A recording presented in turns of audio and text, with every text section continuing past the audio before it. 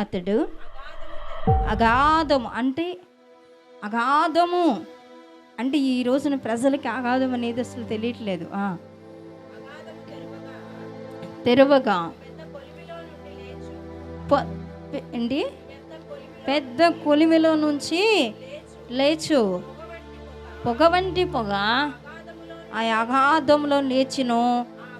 ఆ అగాధములో పొగ చేత సూర్యుడిని వాయుమండలమును దిగి చీకటి కమ్మాలండి. దేవుడు చెప్పుచున్నాడు, ప్రకటన గ్రంథం నుంచి ఆదికాండం నుంచి ప్రకటన గ్రంథం వరకు కూడా ప్రభు మనతో మాట్లాడుతున్నాడు. మనకేం చెప్తున్నాడంటే అగాధం అనేది ఉన్నది, పెద్ద అగాధం, ఒక కొలిమి అనేది ఉన్నది.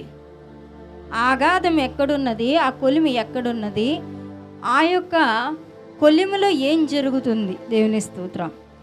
ఈరోజు చీకట్లో ఉన్నవారి కోసం ప్రభు మాట్లాడుతున్నాడు. దేవుని స్తోత్రం.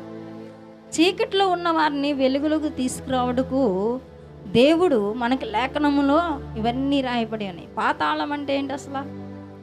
పాతాళము అంటే ఏంటి ఒకసారి గ్రహించండి. మనం వస్తున్నామా, వెళ్తున్నామా, మనం ఉంటున్నామా, ఏంటి సంఘంలో చిన్న చిన్న మాటలు వింటున్నామా, లేకపోతే అవన్నీ పక్కన పారేసి వెళ్ళిపోతున్నారు మీరు? వాక్యాన్ని ఏం చేయాలి? చేత పట్టుకుని వెళ్ళాలి. వాక్యాన్ని మనం ఏం చేయాలి? హృదయంలో భద్రపరచుకోవాలి. వాక్యాన్ని పడేయకూడదు. చెప్పినవన్నీ కూడా ఏదో ముళ్ళ కంపల విత్తనాలు వేసినట్లుగా, మట్టి పిల్లల్లో విత్తనాలు వేసినట్లుగా చూడండి. త్రోవ పక్కన కొన్ని విత్తనాలు ఉన్నాయని ప్రభువారు మాట్లాడారు. ఏమన్నారు? కొన్ని విత్తనాలు మంచి నెలలో పడతాయంట, కొన్ని విత్తనాలు ప్రక్కతోవలో పడి ముళ్ళ కంపలో పడి మంచి నెలలో పడకుండా ఫలించని చెట్లు. స్తోత్రం. ఫలించని చెట్లు అనగా ఏంటంటే, చాలామంది దేవుని నమ్ముకుంటారు, సన్నిధికి వస్తారు, ఫలించరు. ఫలించే హృదయం వాళ్ళకి లేదు. ఎందుకంటే విన్న వాక్యానుసారంగా నడుచుకోవడానికి ఇక్కడ వాక్యం చెప్పేది.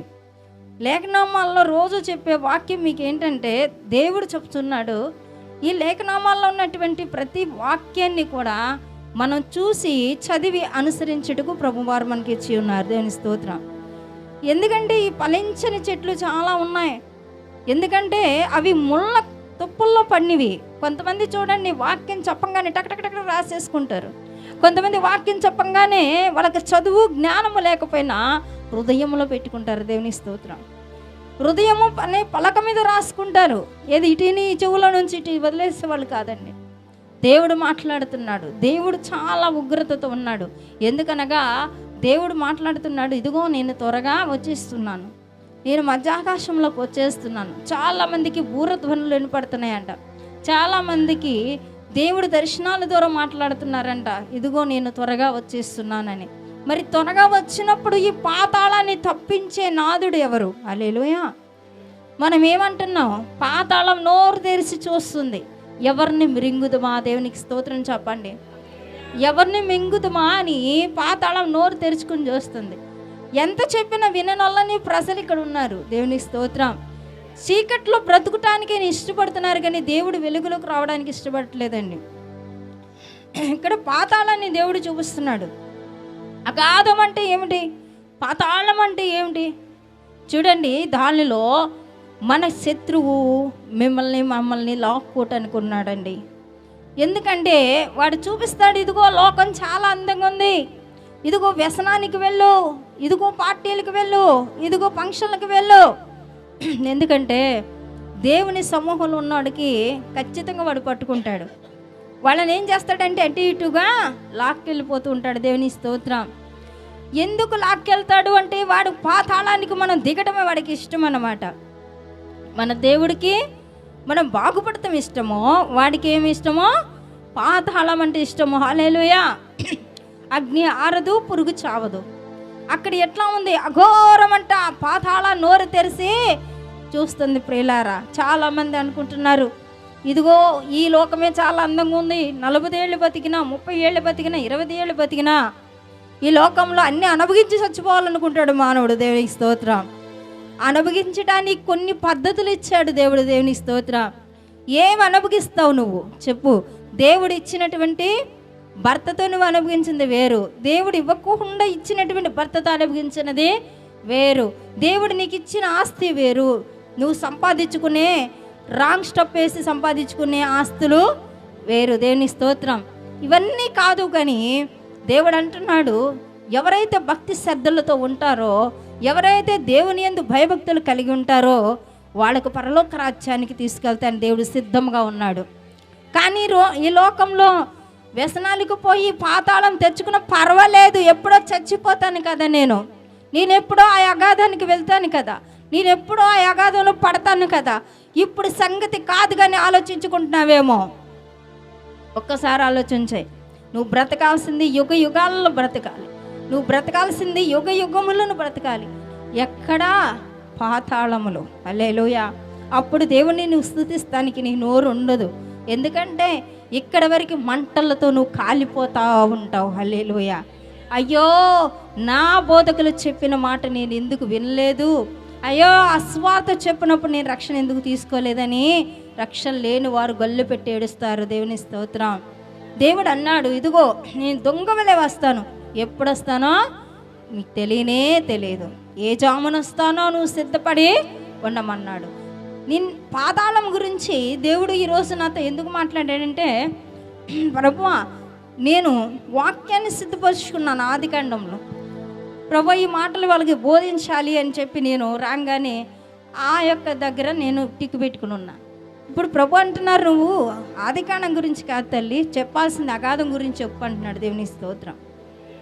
ఎవరు వింటలేదు. అగాధం ఎక్కడుంది, పాతాళం ఎక్కడుంది, చచ్చినాక ఎవరు చూస్తారంటావు అంటే ప్రజలు ఏంటంటే మూర్ఖత్వంతో ఒక మొండి బండలాంటి హృదయముతో ఉండిపోతున్నారు. కానీ దేవుని సన్నిధిలో, దేవుని సమూహంలో, దేవుని యొక్క సన్నిధికి వెళదాము, దేవుని అంగీకరిద్దాము. దేవుని సన్నిధిలో మనము ఎంచక్క దేవుడు పరలోకానికి వెళ్తానికి దేవుడు ఫ్రీ టికెట్ ఇస్తున్నాడండి.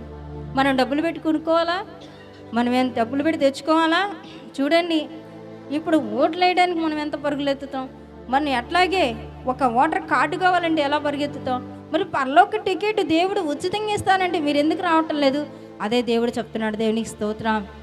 పరలోక బండి రెడీగా ఉంది, కానీ ఎక్కటానికి ఎవ్వరికి మనసు రావట్లేదు. హల్లెలూయా.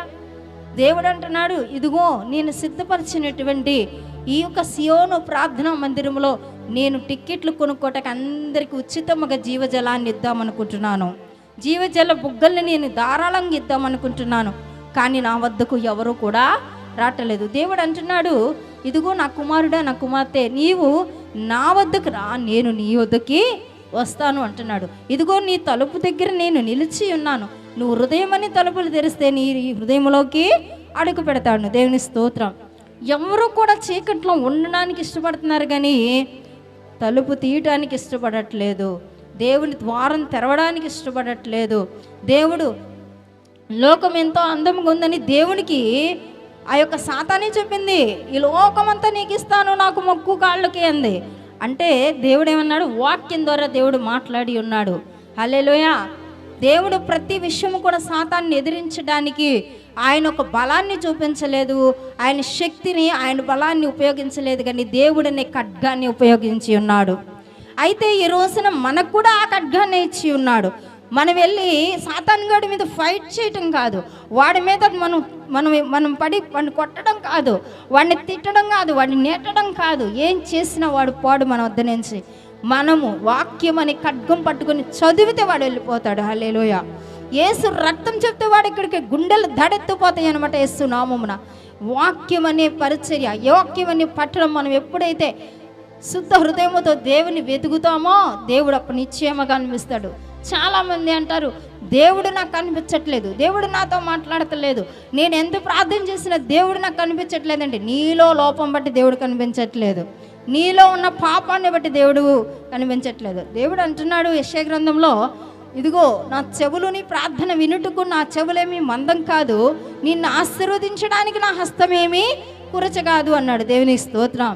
నీ పాపములు నాకు అడ్డుగా ఉన్నాయి అన్నాడు. దేవునికి మహిమ కలుగును గాక. దేవుడు మన పాపములకి అడ్డుగానే నీకు నాకు అడ్డుబండ, ఆ బండని దేవుడు ఏమంటున్నాడు?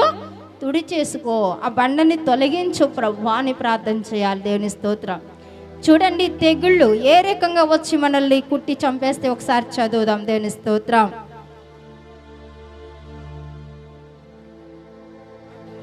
ఆ పగలో నుండి మిడతలు భూమి మీదకి వచ్చును, భూమిలో ఉండు తేళ్లకు బలమున్నట్టు వాటికి ఇయ్యబడెను.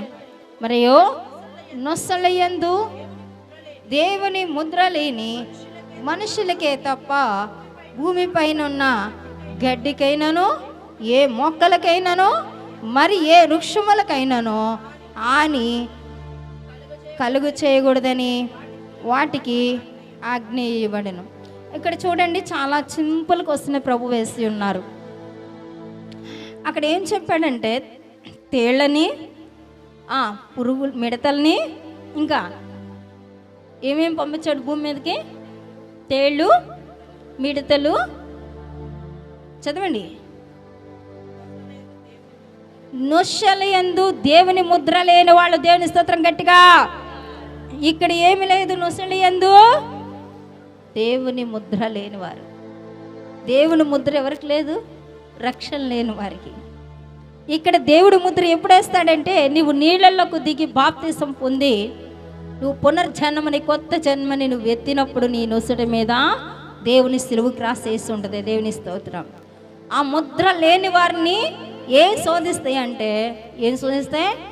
తెగుళ్ళు, తేళ్ళు, భూమి మీద పాకు జంతువుల్ని, వాటిని ఏం చేశాడు దేవుడు? ఆజ్ఞించాడు, వెళ్ళు వాటిని, వాళ్ళని కుట్టమని. అంటే అక్కడ కొన్ని వాటికి ఆజ్ఞాపించాడు. బాగా ఆలోచించేయండి.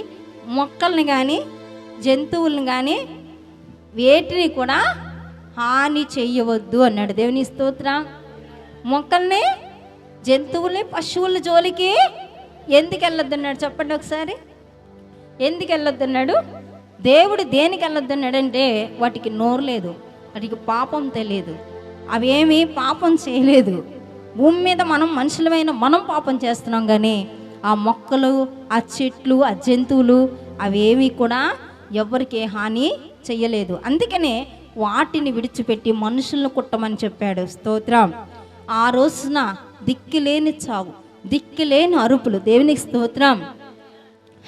అదే అదే ఆ రోజు, యేసయ్యా ఉగ్రత రోజు. అదే అదే ఆ రోజు, యేసయ్యా ఉగ్రత రోజు.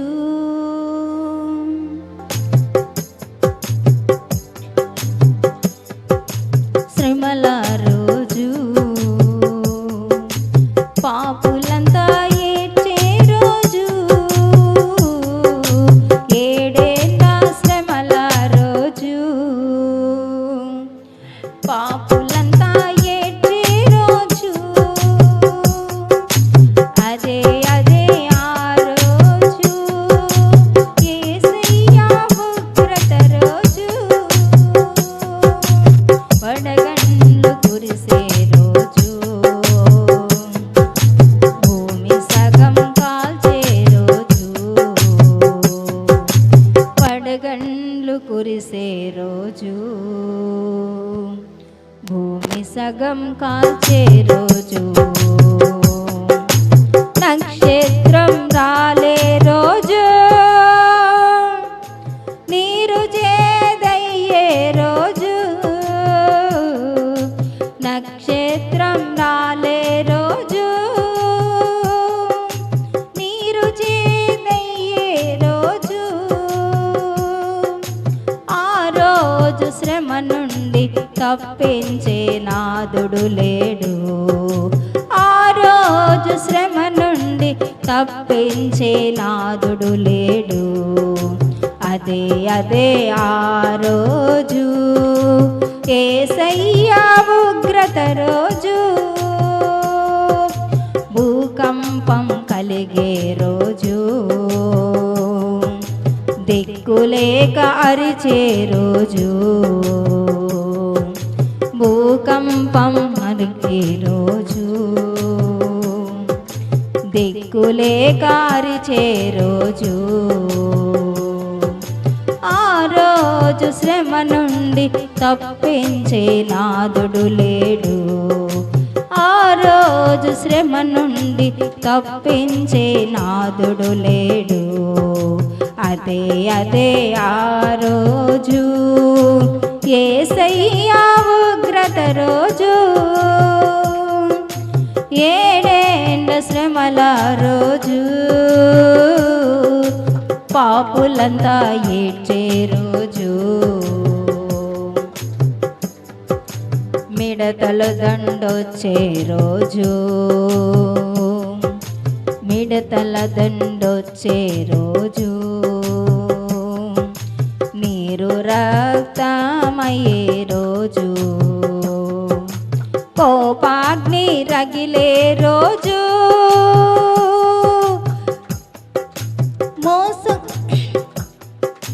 పర్వతాలు పగిలే రోజు, కోపాగ్ని రగిలే రోజు, పర్వతాలు పగిలే రోజు,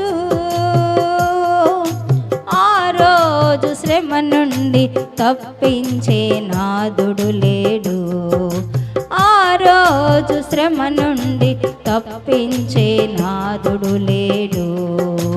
అదే అదే ఆ రోజు యేసయ్య ఉగ్రత రోజు, వ్యభిచారులు ఏడ్చే రోజు, మోసగాళ్ళు మసలే రోజు, వ్యభిచారులు ఏడ్చే రోజు, మోసగాళ్ళు మసలే రోజు, అబిద్దుగులు అరచే రోజు,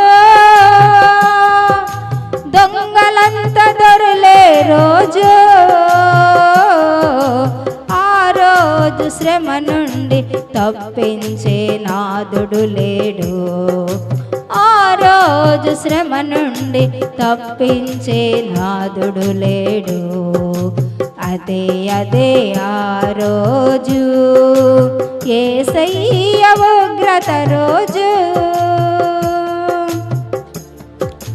పిల్ల జాడ తల్లికి లేక, తల్లి జాడ పిల్లకు రాక, పిల్ల జాడ తల్లికి లేక, తల్లి జాడ పిల్లకు రాక, చెట్టుకొకరు పుట్టకొకరయ్యే రోజు, అనాథలై అరిచే రోజు,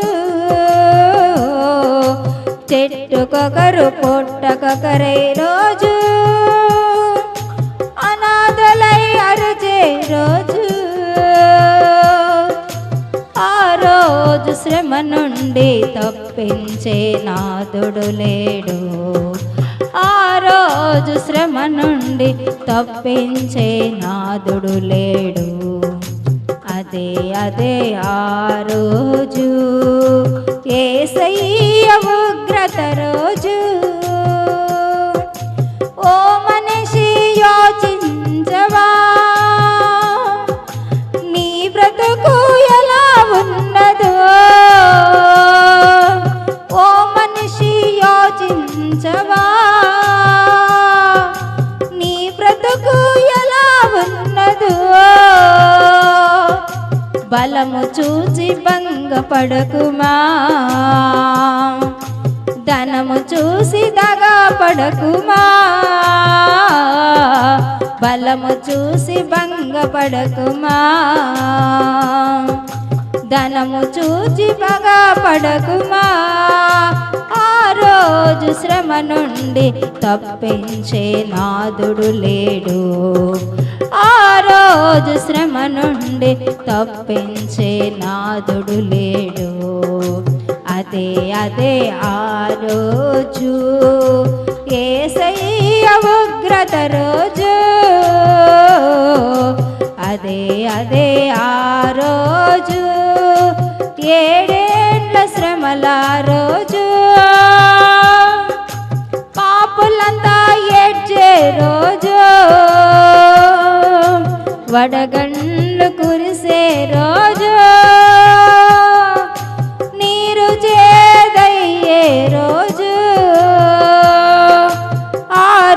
రోజు శ్రమ నుండి తప్పించే నాదుడు లేడు. ఆ రోజు శ్రమ నుండి తప్పించే నాదుడు లేడు. అదే అదే ఆ రోజు యేసయ్య ఉగ్రత రోజు. హల్లెలూయా, దేవునికి స్తోత్రం. చూడండి దేవుని కుమార్తె కుమారులారా, ఈ పాటలో ఉన్న అర్థమే మీరు బాగా గ్రహించాలి. మీరు అనుకుంటున్నారు మీకు అగాధం అంటే ఏంటో, పరలోకం అంటే ఏంటో, నరకం అంటే ఏంటో మీకు తెలియకుండా ఉన్నారు. హల్లెలూయా, గ్రహించుకోండి.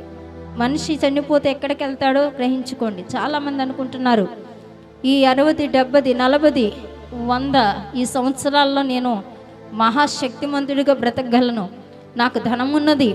చాలామంది అనుకుంటారు నాకు ధనం ఉన్నది, నాకు డబ్బు ఉన్నది, నాకు కొరత లేదు, నేను ఇంకెంతకాలమైనా బ్రతకొచ్చు, నాకు ఆరోగ్యం ఉందని చాలామంది అతిశయపడతారు. కొంతమంది రథములు బట్టి, కొంతమంది గుర్రములు బట్టి, కొంతమంది ధనాన్ని బట్టి, కొంతమంది ఆరోగ్యాన్ని బట్టి, వీళ్ళందరూ కూడా ఆలోచించుకుంటే దేవుడు అంటాడు, ఈ రాత్రి నీ ప్రాణం అడిగితే నువ్వు ఎక్కడుంటావు? హల్లెలూయా. నువ్వు ఆలోచన చేయి. ఈరోజు మారు మనసు లేదేమో, రక్షణ లేకుండా ఉన్నావేమో, చీకట్లో కూర్చుని ఉన్నావేమో, ఇంకా కూడా నీవు దేవుని వైపు మనసు తిప్పుకోకుండా ఉన్నావేమో.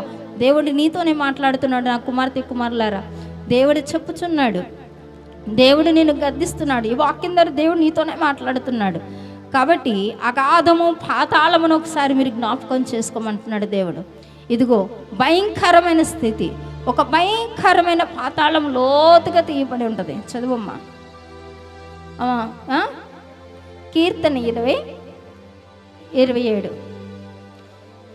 కొందరు రథములు బట్టి, కొందరు గుర్రములు బట్టి అతిశయపడుదురు, మనమైతే మన దేవుడైన యెహోవా నామమున అతిశయపడదాం. దేవుని స్తోత్రం.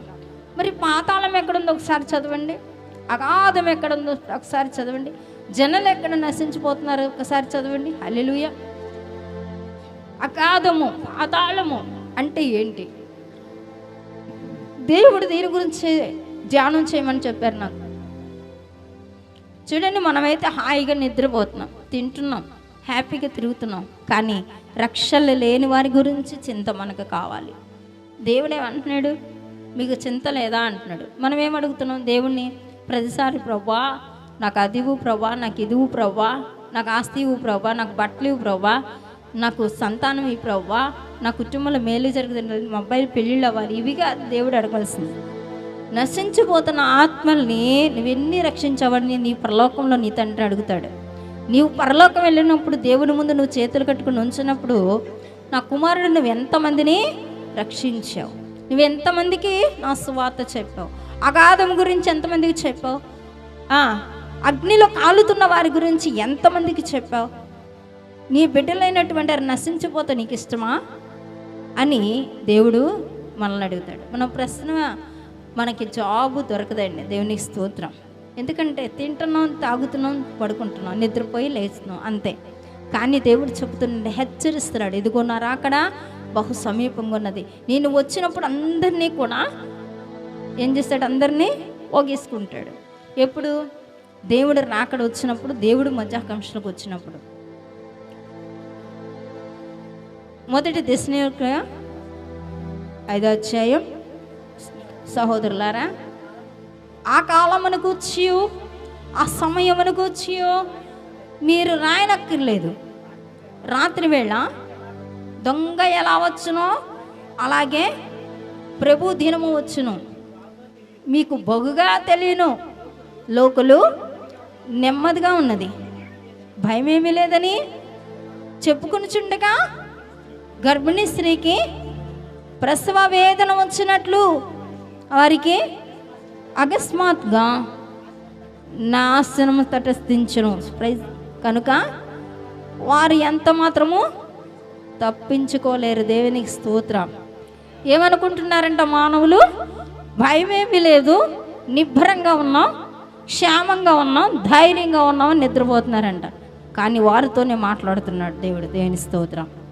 చాలామంది స్వార్థ సభలు పెట్టి గొంతు చించుకునే పాస్టర్ గారులు దేవుడు ఆవాసాన్ని పిలుస్తుంటే కూడా దారంట వెళ్తా, కారుల్లో వెళ్తా, బైకుల్లో వెళ్తా, నడుచుకుంటూ వెళ్తా, ఓ పిచ్చోళ్ళలాగా వీళ్ళు ఎందుకట్ట అరుచుకుంటున్నారు, వీళ్ళు పిచ్చోళ్ళలాగా ఎందుకు చెప్పుకుంటున్నారు అనుకుంటున్నారు. కానీ మన గురించే దేవుడు మాట్లాడుతున్నాడని ఎవ్వరూ గ్రహించట్లేదండి. ఈ రోజున రక్షణ తీసుకున్న నువ్వు కూడా, రక్షణ తీసుకుని బాప్తిసాలు తీసుకుని కూడా లోకంలో తిరిగే వాళ్ళతో కూడా దేవుడు మాట్లాడుతున్నాడు. హల్లెలూయా. నిన్ను లోకానికి వేరుగా చేసి ఉన్నాను, నువ్వు లోకానికి వెలుగువై ఉండాలి కానీ చీకటి గ్రంథకంలో ఉండకూడదు. మనం చీకట్లో ఉన్న వాళ్ళని ఏం చేస్తున్నాం? వెలుగులోకి తీసుకొస్తున్నాం. ఇప్పుడు వెలుగులో ఉన్న వాళ్ళు ఏం చేస్తున్నారు? చీకట్లోకి వెళ్తున్నారు. అందుకే దేవుడు మాట్లాడుతున్నాడు, మీరు వెలుగు సంబంధులే కానీ చీకటి సంబంధులు కారు అని ప్రభు మాట్లాడుతున్నాడు. దేవుని స్తోత్రం చెప్దామా? హల్లెలూయా. మనము వెలుగు సంబంధులమై ఉన్నాం కానీ చీకటి సంబంధులము కాదు. అగాధము పాతాళము తెలుసుకుని నోరు తెరచుబడి ఉన్నది. దాని నోరు తెరుచుకున్న వాటిలో ఎవరిని మిరుగుదు మాన సాతానుగాడు చూస్తున్నాడు. ఎందుకంటే జీవ మరణములు ప్రభు వశంలో ఉన్నాయి, పాతాళపు చెవులు ప్రభు వశంలో ఉన్నాయి. ఎవరికి ఎలా వెళ్ళిపోవాలో దేవునికి మాత్రమే తెలుసు. దేవుని స్తోత్రం. చాలామంది అనుకుంటారు రక్షణ తీసుకున్నామో, అయ్యో మేము దేవుడు, మీరు దేవుడు నమ్ముకున్నారా, మీరు వెళ్ళిపోయారా అంటున్నారు. ఎక్కడికి వెళ్ళిపోయాం? మనం దేవుడిని నమ్ముకున్నాం అంటే నిజ రక్షకుడిని తెలుసుకున్నాం. దేవుని స్తోత్రం. లోకంలో తిరిగినప్పుడు తిరిగాం, లోకంలో ఉండి చీకట్లో ఉండి ఎన్నో చేసాం, కానీ అటన్నిటి నుంచి దేవుడు దయగల చూపు నీ మీద ఉన్నది. హల్లెలూయా. దయగలిగిన మాటలు నీ మీద ఉన్నాయి. ఆయన చల్లని చూపు నీ మీద ఉంది కాబట్టి రక్షణ పొందావు. దయగల చూపు, దయగల ఆయన మాటలు జీవ గ్రంథంలో ఎవరి పేరైతే లిఖించబడిద్దో వాళ్ళే రక్షించబడతారు యేసునామమున. ఎవరి పేరు జీవ గ్రంథంలో లేదో వాళ్ళు త్రోయబడతారు నరకంలోకి. హల్లెలూయా. అది రూఢిగా చెప్తున్నాడు ఈ రాత్రికాల సమయం ముందు దేవుడు. గద్దించి సింహమలే వస్తున్నాడు, వాడు యమున మింగుతుమా అని అంటున్నాడు. కిటికీలెక్కి చూస్తున్నాడు. ప్రార్థనలు, యాచనలు మీరు మరవద్దని దేవుడు మాట్లాడుతున్నాడు. నీకు అనుకూల సమయంలో నువ్వు ప్రార్థన చేయమని దేవుడు మాట్లాడుతున్నాడు. నువ్వు టీవీ దగ్గర కూర్చుంటావేమో, నువ్వు సెల్ ఫోన్లతో టైం పాస్ చేస్తున్నావేమో, దేవుడు అంటున్నాడు అవన్నీ ప్రక్కన పెట్టమంటున్నాడు. దేవునికి స్తోత్రం. చూడండి, చాలామంది సమయాన్ని ఏం చేస్తున్నారు? పోనిస్తున్నారు. సమయాన్ని సద్వినియోగం చేసుకోవట్లేదు. ఎందుకంటే షాపింగ్లు కానీ, సినిమాలు కానీ, షికార్లు కానీ, బట్టలు కానీ, ఆటికని వీటికని సమయాన్ని ఏం చేస్తున్నారు? కాలయాపన.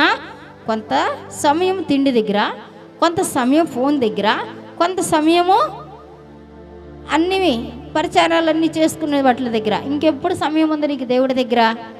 అందుకే అంటున్నాడు, కొంచెం సేపు అయినా దేవునితో మాట్లాడతాను, కొద్ది సమయమైనా. పరిశుద్ధుడివైన తండ్రి, ప్రేమ నమ్మకమైన యేసయ్య, నీ ఘనమైన శ్రేష్టమైన నామానికి వందనాలు, స్తుతులు, స్తోత్రాలు చెల్లిస్తున్నాను ప్రభా. ఇప్పటి వరకు మీ ఆత్మతో నాయన నడిపించిన విధానం బట్టి వందనాలు తండ్రి. అగాధము గురించి మాట్లాడమన్నారు ప్రభా. అయ్యా, మీరు ఇచ్చిన పరిశుద్ధాత్మ వాక్శక్తి కొలదు ప్రభా నేను మాట్లాడి ఉన్నాను ప్రభా. వినగలిగిన చెవులు, గ్రహించుకున్న హృదయం ప్రతి బిడ్డకి దయచేయండి. ఎవరైతే చీకట్లో ఉన్నారో, ఎవరైతే రోగాలతో ఉన్నారో, ఎవరైతే రుగ్మతులతో ఉన్నారో, ఎవరైతే ఆఖరి స్టేజ్లో ఉన్నారో వారందరినీ మీరు దర్శించండి ప్రభా. మీరు బిడ్డలతో మాట్లాడండి. నశించిపోతున్న వారిని వెతికి రక్షించమన్నారు ప్రభా. అగాధమనే అయ్యా పాతాళము నోరు తెరుచుకుని ఉన్నది నా ప్రభా. అయ్యా, తెలియక నాయన ఎంతోమంది నశించిపోతున్నారు అయ్యా. ఎంతోమంది బిడ్డలు అగాధంలోకి వెళ్ళిపోతున్నారు ప్రభా. అయ్యా, ప్రతి ఒక్క బిడ్డని మీరు కాపాడి రక్షించమని ప్రార్థిస్తున్నాను ప్రభా. మేము చెప్పింది చెప్తున్నాం కానీ వినగలిగిన చెవులు, గ్రహించుకున్న హృదయం మీరు దయచేయండి. ఆ బిడ్డలకు ప్రేమ, ఐక్యత కలగ చేయండి. ప్రతి ఒక్కరు కూడా రక్షణలోకి రావడానికి సహాయం చేయండి. బిడ్డలందరినీ దీవించి ఆశీర్వదించమని యేసు పరిశుద్ధ నామములో అడిగి వేడుకుంటున్నాం తండ్రి. ఆమేన్, ఆమేన్, ఆమేన్.